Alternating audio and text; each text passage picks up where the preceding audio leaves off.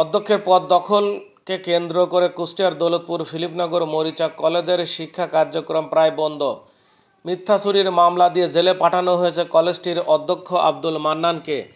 আর এটি করেছেন একই কলেজের সহকারী অধ্যাপক রেজাউর রহমান মাসুম, যিনি জোর করে অধ্যক্ষের চেয়ার দখল নিয়ে কলেজটির ভারপ্রাপ্ত অধ্যক্ষ হিসেবে নিজেকে জাহির করছেন।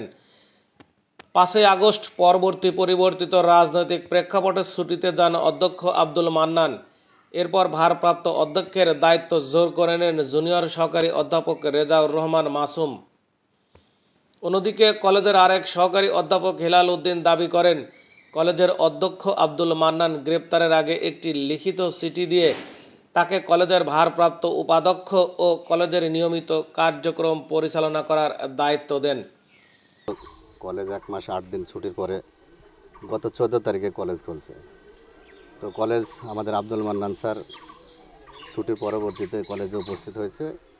হওয়ার পর থেকে কলেজে চাবি না পাওয়ার ক্ষেত্রে উনি চাবি খুলে কলেজে প্রবেশ করে।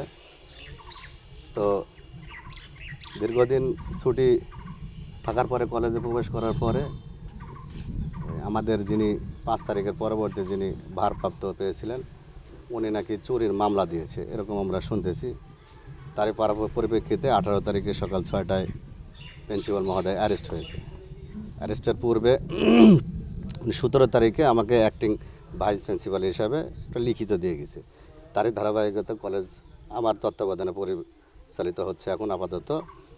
এখন আমাদের যেহেতু প্রিন্সিপাল আব্দুল মান্নান স্যার আর মাসুম স্যার, এদের মধ্যে দীর্ঘদিন বিরোধ চলছে। এই বিরোধ তারই ধারাবাহিকতার জন্য কলেজে অস্থিরতা বিরাজ করছে।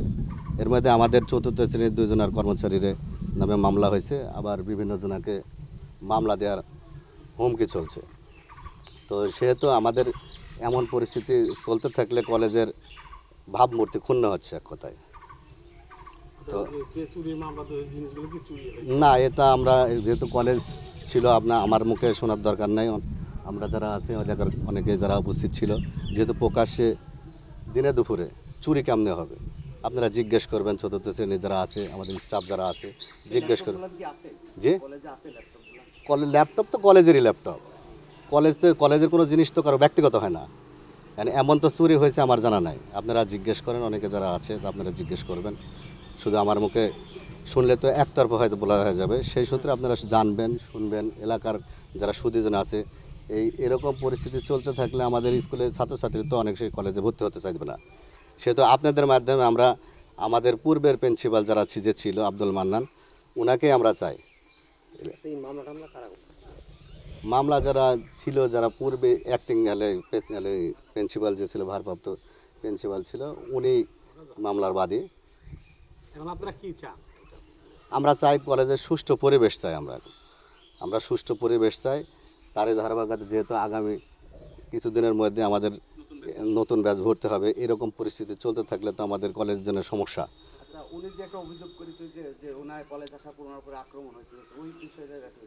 আক্রমণ বলতে বোঝায় সে 14 তারিখে কলেজ আব্দুল মান্নান স্যার কলেজে আসে। সেদিন ওই মাসুম স্যারকে আমরা কলেজে দেখি নাই। এখন আপনারা জিজ্ঞেস করবেন উনি কি কলেজে আসছিল কি আসছিল না, আপনারা জিজ্ঞেস করবেন। তো আমার চোখে দেখা হয়নি যে উনি আসছিল, কলেজে কি আসছিল। তো এই মামলার আরও 2 জন মামলার সাক্ষী হয়েছে, ওনারাও জিজ্ঞেস করবেন যে কলেজে কি উনি আসছিল কি আসছিল না। আপনারা পর্যবেক্ষণ করবেন, আপনার এলাকায় জিজ্ঞেস করবেন। যা অনেকে ওরা এলে আমাদের ওই যে মামলা যে সাক্ষী হয়েছে 2 স্যার, ওনারা জিজ্ঞেস করেন উনি কলেজে অ্যাকচুয়ালি এসেছিল না। স্যারকে সেদিন আমরা দেখছিলাম না অবশ্যই। এসএসসি পরীক্ষার সাব কেন্দ্র হিসেবে প্রায় 1 মাস পর গত 14 মে আবারও কলেজটি চালু হয়। ওই দিন কলেজে উপস্থিত হন অধ্যক্ষ আব্দুল মান্নান। তবে অফিস কক্ষের তালা ভেঙে ল্যাপটপ, নগদ টাকা, রেজুলেশন বই, শিক্ষক শিক্ষিকা হাজিরা খাতাসহ গুরুত্বপূর্ণ নথিপত্র লুট করে নেয়ার অভিযোগ এনে আব্দুল মান্নানের বিরুদ্ধে মিথ্যা মামলা করেন জুনিয়র সহকারী অধ্যাপক রেজাউর রহমান মাসুম। এই মামলায় 17 মে পুলিশের হাতে গ্রেপ্তার হন আব্দুল মান্নান। যদিও অন্য স্টাফরা বলছেন এটা একটা সাজানো নাটক। ঘটনা হচ্ছে যে 14 তারিখে দীর্ঘদিন কলেজ বন্ধ থাকার পরে আমাদের এখানে ফিলিপনগরের সেন্টার ছিল এসএসসি পরীক্ষার। তো আমাদের কলেজটা সাব সেন্টার। তো দীর্ঘদিন ছুটির পরে 14 তারিখে কলেজ খুলছে। খোলার পরে আমাদের যে রানিং প্রিন্সিপাল আব্দুল মান্নান সাহেব, তো উনি আসছে। আসার পরে মাসুম সাহেব ভারপ্রাপ্ত, উনি অবৈধভাবে চেয়ার দখল করার জন্য সে অফিসের চাবি টাবি সব কিছু নিয়ে চলে গেছে, ঠিক আছে। তো এখন বিষয় হচ্ছে যে সে অবৈধভাবে চেয়ার দখল করার জন্য তার কাছে চাবি চাওয়া হয়েছে, চাবি দেয় নাই। মানে এটা পরবর্তী অনেকবার তাকে চাবি চাইছে, চাবি কিন্তু দেয় নাই, বুঝছেন। চাবি না দেওয়ার কারণে পরে আসার পরে পিয়নদেরকে বলতে চাবি কোথায়, চাবি খোঁজ করো। এই পিয়নরা চাবি খুঁজে পায় নাই, না পাওয়ার কারণে তখন বলছে যে তাহলে তালাটা খোলো তোমরা। এখন আমরা হচ্ছে মানে যে প্রিন্সিপাল বলছিল যে এখন ঘটনা হচ্ছে যে আমরা সর্বনিম্ন পদে চাকরি করি। তো আমরা প্রিন্সিপাল সাহেব আমাদের যা বলবে আমাদের শুনতে বাধ্য, যেহেতু আমাদের তো কিছু করার নেই। আমরা অফিস সহকারী বা পিয়ন পদে চাকরি করি, আমাদের যা প্রিন্সিপাল যা বলবে আমাদের তাই শুনতে হবে, ঠিক আছে। তো এখন আমরা তার হুকুমে আমরা তালা খুলেছি, খুলে তাকে রুমে ঢোকাইছি। ঢোকায় ওই চেয়ারটি যা ছিল, ল্যাপটপ যা ছিল, এই রুমে সব প্রবেশ করাইছি, বুঝছেন। কিন্তু উনি ওই দিনকে কোনো কলেজে আসেই নাই। কিন্তু উনি যে মিথ্যা অপবাদ দিয়েছে, মামলা দিয়েছে, যে আমাকে রুমের ভিতরে আটকায় মারধর করেছে, ল্যাপটপ চুরি করেছে, টাকা পয়সা চুরি করেছে, আসলে এগুলো সম্পূর্ণ মিথ্যা কথা। আমরা মামলা দিচ্ছি, আমি জামিনে আসছি, আমি জেল খেটে আসলাম। আসলে আমরা কী অপরাধ করছি বলেন? একজন রানিং প্রিন্সিপাল যদি হুকুম করে আমাদের, তো আমরা নিম্ন পদে চাকরি করি আমরা, তাহলে আমরা আমাদের অপরাধটিকে বলেন, তাহলে আমাদের নামে কেন কেস দেওয়া হলো?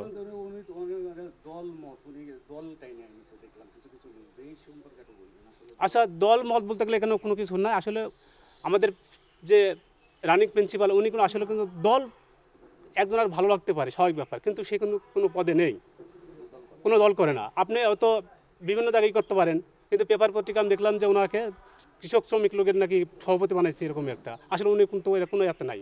আপনি এটা তদন্ত করেন, তদন্ত করে দেখেন, যদি পান তাহলে তাকে আপনারা যা ইচ্ছে তাই সাহায্য করেন, সমস্যা নেই। আমার নাম মোহাম্মদ ইউনুস আলী। 4 ক্লাসে চাকরি করি, 4th শ্রেণীর কর্মচারী। আমার উভয় পক্ষের সংকট মানে ভারপ্রাপ্ত প্রিন্সিপাল উনি এক নির্দেশনা দিচ্ছেন, সাবেক প্রিন্সিপাল আমার এক নির্দেশনা দিচ্ছে, বর্তমান প্রিন্সিপাল যিনি আছেন। এখন 14 তারিখে আমার কলেজ খুলে, ছুটি ছিল পরীক্ষার্থীদের জন্য, ছুটি ছিল পরীক্ষার জন্য। ছুটি দেওয়ার পরে আমরা কলেজে আসছি। আসার পরে প্রিন্সিপাল সাহেব আসছেন, আমার ভারপ্রাপ্ত প্রিন্সিপাল সাহেব ছিলেন না, রেজাউল সাহেব ছিলেন না। উনি এসে চাবির খোঁজ করে প্রথম, যে চাবি কার কাছে আছে। আমার শুধু গেলাম, আমার স্যার আমার কাছে চাবি নেই। তারপরে উনি বললো তাহলে কার কাছে আছে একটা খোঁজ নাও। আমরা খোঁজ করি, খোঁজ করে চাবি পাই নাই। না পাওয়ার পরিপ্রেক্ষিতে স্যার তালা খোলার ব্যবস্থা করে। তালা খোলার ব্যবস্থা করি এই অফিসের ভারপ্রাপ্ত যে অফিসের যে চেয়ার টেবিল ল্যাব উনি বসার ছিল, ওই চেয়ার ছিল হচ্ছে প্রিন্সিপালের রুমে। আনার পরে ওই একটা গণ্ডগোলের হাতে এই রুমে নিয়ে চলে আসে, ভারপ্রাপ্ত প্রিন্সিপাল নিয়ে আসে দায়িত্বে। এবার ওই সাবেক প্রিন্সিপাল এসে আবার তালা খুলে ল্যাব চেয়ার টেবিল পাশের ওই রুমে রাখছে, এবং সেট আছে, অবস্থানই করছে কোনো না, চুরি ঘটনা ঘটেনি। ওই দিন কি কোনো মারামারি? না, কোনো মারামারি হয়নি। উনি যে অভিযোগ করেছে ওনাকে মারছে, এই ধরনের কোনো ঘটনা? কোনো, উনি তো অফিসে কলেজে আসেননি না। এখন সবাই পক্ষ সংকট যে বাপের মায়ের যখন গণ্ডগোল লাগে তো সিনা ছেলের হয় বিপদ। এখন বাপের পক্ষে কথা বললে ছেলের টাকা বন্ধ, মা ভাত দেবে না। মায়ের পক্ষে কথা বললে বাপ টাকা দেবে না। তা আমরা বলেছি ওই ভয় সংকট, উভয় পক্ষের সংকটে আমরা অবস্থান করছি এখন বর্তমান। আমরা চাই অত্র এলাকার ফিলিপিনোর মরিচাবাসী চাই যে ফিলিপিনোর কলেজটা নির্দলীয় কলেজটা প্রতিষ্ঠিত থাক। এবং কলেজটা যখন তৈরি করে ইয়াকুব সাহেব, তখনও উনি বলছিলেন যে সর্বত এই কলেজ থাকবে নির্দলীয়। কিন্তু উনি মারা যাওয়ার পরে মারি ফেলার কারণে কলেজ সাবেক প্রিন্সিপাল মতিউর রহমান যতদিন ছিল কলেজে কোনো হট্টগোল গণ্ডগোল কোনো কথা ছিল না। পরে স্টেপ আস্তে আস্তে রাজনীতির প্রেক্ষাপটে এই দুইজনার মান্নান সাহেবের আর রেজাউল সাহেবের একটা রেষারেষি সৃষ্টি হয়। সৃষ্টি হওয়ার পরে উনি যে যখন সুযোগ পাচ্ছে তা কাককে দাবাবে এই পরিকল্পনা চলছে। এখন কলেজ আমার অস্থির অবস্থায়। নাম বলুন। হ্যাঁ, আপনার নাম বলুন। আমার নাম মোজাম্মেল হক।